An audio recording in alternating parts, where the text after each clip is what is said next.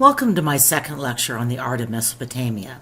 The sculpture on the right is not one of your required works, but it offers a good introduction to the empire that conquered the Sumerians and some important developments in the politics and religion of the region. We know that the sculpture on the right is an Akkadian king. The Sumerian votive figures exhibit hierarchy of scale, but we don't see one figure singled out as a ruler over the others. Leaders of the city-state hope to show that they were blessed by the gods and that they sought the gods' blessing. What about this fellow?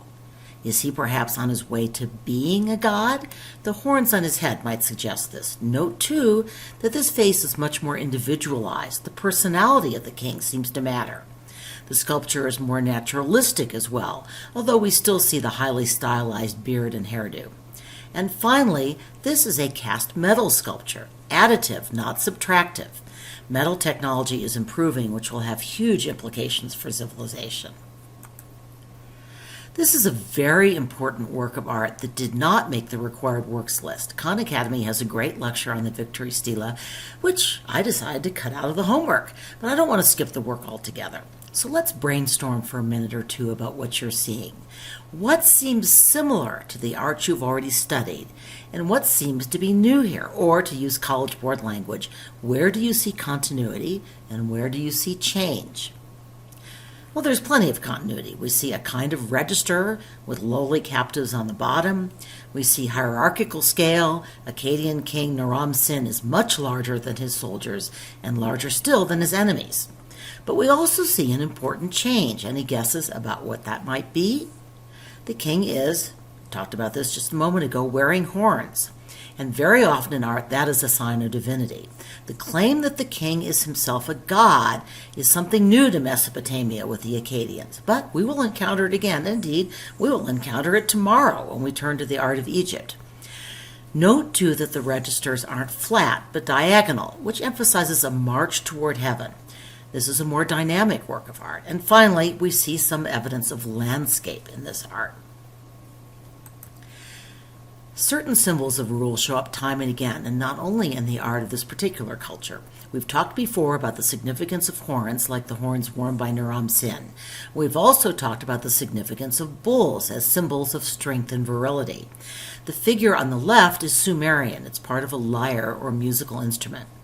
The lion from Babylon's Ishtar Gate is likewise often associated with kingly power. You don't mess with lions, and you don't mess with Mesopotamian kings. And now, moving at our usual breakneck speed, we leave the Akkadians and move to their successor empire and our next required work. After the Akkadians were conquered by a mountain tribe, the city-states of Sumer enjoyed a temporary resurgence. Then they were conquered and unified by one of these city-states, Babylon. Just to make matters confusing, there's another Babylonian empire about 1,000 years later, and that's actually the one that erected the Ishtar Gate with the lion. It's also the Babylon that features so prominently in the Old Testament. But the first Babylon is more important for our purposes because this culture produced one of the most important works not only of art, but of historical record, the Steel of Hammurabi, or the Code of Hammurabi. I hope you watched the excellent Khan Academy video on this work. So let's hear from you. How does the Stila reinforce the power and authority of the king? Well, I'm guessing you've already made many of these points. For starters, Hammurabi is hanging out with the god of light, sun, and justice. Shamash is willing to admit Hammurabi into his godly presence. And while Hammurabi raises and crosses his hand in a show of respect for the god, and while Hammurabi stands while the god sits, we still see that Hammurabi is not portrayed as all that much smaller than the god himself. It's not the kind of size difference we saw, for example, between King Narmer and his officials or Naram-Sin and his soldiers. So what is the god handing to Hammurabi? The god is handing Hammurabi a rod or scepter and a ring. These are traditional symbols of rule, but they are also, interestingly, connected to the building trade, and therefore to the idea that Hammurabi is building a just kingdom by promulgating laws. The rod was used in building as a unit of measurement, and the ring signifies a rope, also used in construction. So in essence, the god is handing over the power to build a social order and to measure people's lives, that is, to render justice. So here's a good vocabulary word to know. The Stila represents Hammurabi's investiture. American presidents have an inauguration where they take an oath of office and become president. Presidents swear on a Bible. Here, Hammurabi is taking his oath directly from the god. The Stila also, of course, lists Hammurabi's famous and rather harsh laws. You saw a few of these in the video, including the famous an eye for an eye and a tooth for a tooth, which shows up a little later in Deuteronomy. Our Khan Academy experts also noted that many of the laws had to do with the regulation of agriculture, especially irrigation, and with the regulation of family life. These are key to building and preserving civilization. In other words, both these laws and the demonstrated support of the gods reinforced Hammurabi's power and authority. He is the king who imposes and enforces order, and that order has divine approval. So, we've talked about hieratic scale. What other stylistic devices or conventions can you observe in this work? It's time to practice more visual analysis. Earlier, I talked about foreshortening, creating the illusion of depth by showing some body part at an angle, as if it's jutting out toward us. This work displays a somewhat awkward early version of foreshortening, but clearly the artist is trying to create an illusion of more depth with the angle of the arms, the overlapping of the arms, and the diagonal lines on the beard. Again, typical of Near Eastern art, we see the head in profile but with a frontal eye. Yet note that while the eye is frontal, the horns are not. They are shown in true profile, unlike the horns on Ram Sin. We also see the lower body in profile with the feet marching in the same direction, yet the upper body is squared. And again, the name for this kind of portrayal is composite perspective. You recall the Assyrians from our first day of class, right? These are the vicious invaders we encountered in the story of Judith and Holofernes. Holofernes was an Assyrian general. Indeed, the Assyrians feature regularly as bad guys in the Old Testament.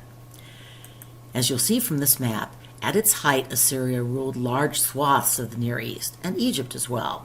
Wealth poured into the empire from the conquered peoples, and the Assyrians used this wealth to create commanding palaces designed to portray the glory of the king, the blessing of the chief god Ashur, and the havoc that Assyria would wreak on anyone who had the nerve to oppose them.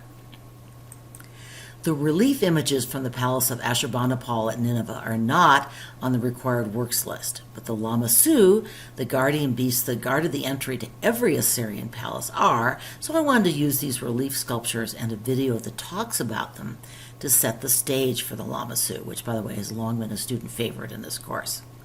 So this is an excellent example of how a ruler used art, and in this case especially narrative art, to reinforce his power and the legitimacy of his claim to rule. The beginnings of the video explain that Ashurbanipal was deliberately imitating the ancient story of Gilgamesh, the legendary Sumerian king who features in the first great work of narrative and religious literature, the Epic of Gilgamesh. As you'll probably guess, Gilgamesh proved his strength by fighting a lion. You saw a Lamassu in the computer recreation of Ashurbanipal's palace. This king and his palace at Khorsabad date from 100 years or so earlier, but they come from the same culture. And by the way, the College Board labels this work as Neo-Assyrian because there were earlier Assyrian empires. But this was the empire that features in the Bible and most prominently in the history books. And that's the only Assyrian culture that shows up in the AP list of required works.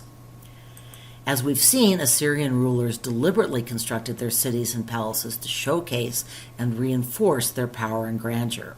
The city would have included a vast complex of buildings, including several ziggurats topped with temples. And what's that circled building? It's a ziggurat. These guardian figures or Lamassu guarded the gate to the Assyrian king's palace. The Lamassu combined the bearded head of a man with the body of a lion or bull, the wings of an eagle, and the horned headdress of a god.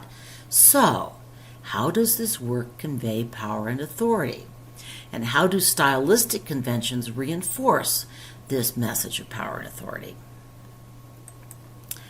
Well, notice first that the face of Sargon and the face of the Lamassu are the same. The guardian figure's head is the king's head. We are seeing the king as a god. The figure is huge, a monstrous guardian. The size itself is intended to provoke awe. The human head is affixed to the body of a powerful beast, a lion or a bull, symbolizing the king's superhuman strength. Both animals, again, are associated with kingship, power, and virility in ancient Near Eastern and other cultures. The 5 legs allow us to see the features of the lamassu from a frontal view and a profile view. This creates an impression that the animal is confronting whoever enters the gates, and then marching alongside anyone who has gained entry and is approaching the king's throne room. There is no getting away from this watchful figure. The fearsome claws underscore the ferocity of Assyrian kings, and indeed, they earned that reputation. Check out your Old Testament. I thought the Khan Academy video did a great job of highlighting the extraordinarily meticulous craftsmanship of the work. Here are a few images. And just to add a tragic footnote, in 2015, ISIS fighters destroyed lamassus in Mosul and Nineveh, obliterating cultural treasures and their own people's admittedly pre-Islamic history. Our required work is housed in the Louvre Museum in Paris. Another lamassu from Khorsabad can be seen in the Oriental Institute in Chicago, just a few blocks from where I used to live when my husband was teaching at the University of Chicago. My kids loved to go see the scary beast man. We will encounter this kind of destruction again in Unit 4 when we talk about the Taliban's destruction of the monumental Buddhas of Bamiyan in present-day Afghanistan. And with this sad parting note, we leave Mesopotamia and travel west.